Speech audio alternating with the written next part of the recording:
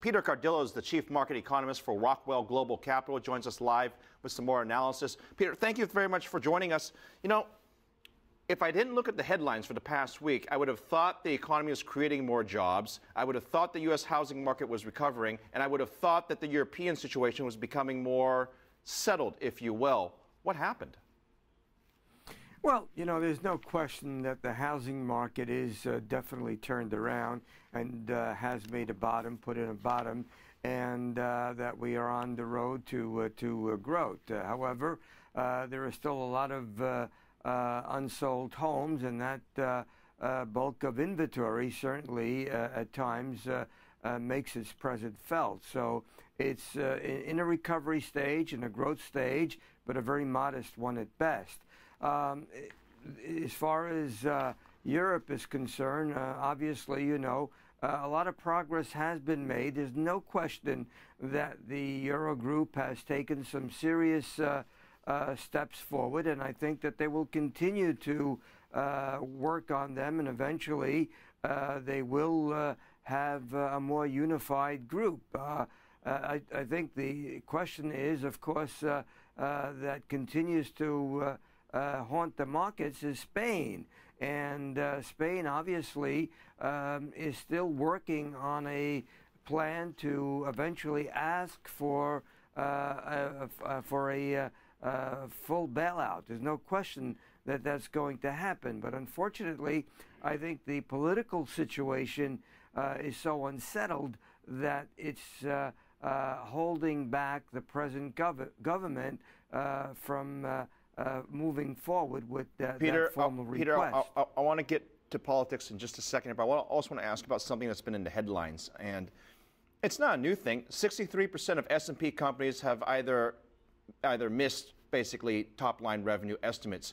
And this is a concern because the third quarter, which the companies are reporting, gives us an indication of what happens not only in the next quarter, but also in 2013 as well. Should investors begin to worry that maybe this optimism of growth that we've been expecting into 2013, maybe are we being too overly optimistic?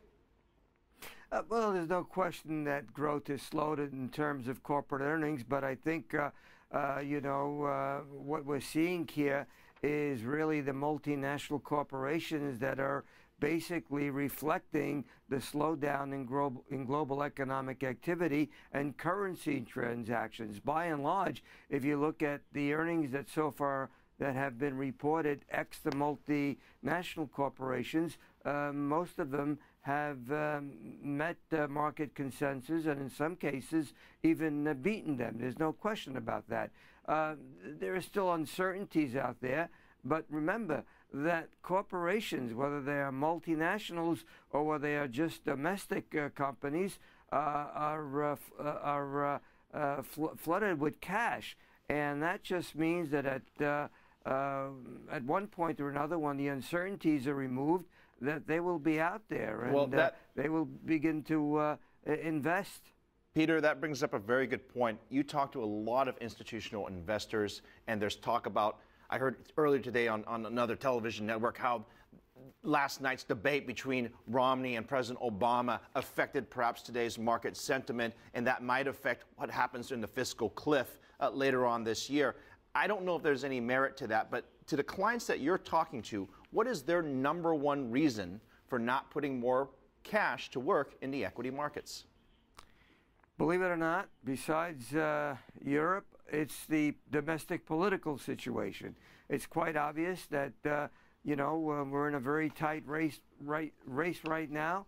The polls are indicating that Obama and Romney are neck to neck, and certainly the markets are beginning to feel that now. And I think part of what happened in today's stock market may be a reflection of the polls. So there's no question that we're seeing not only investors holding back, but corporations are holding back because of the uncertainties of the elections. Now, you know, if Obama should win the elections, then obviously we'll continue to have loose money, and that probably will continue to put a floor in the equity markets. However, if Romney should win, the initial reaction obviously would be quite favorable. But traditionally speaking, the first year of a Republican victory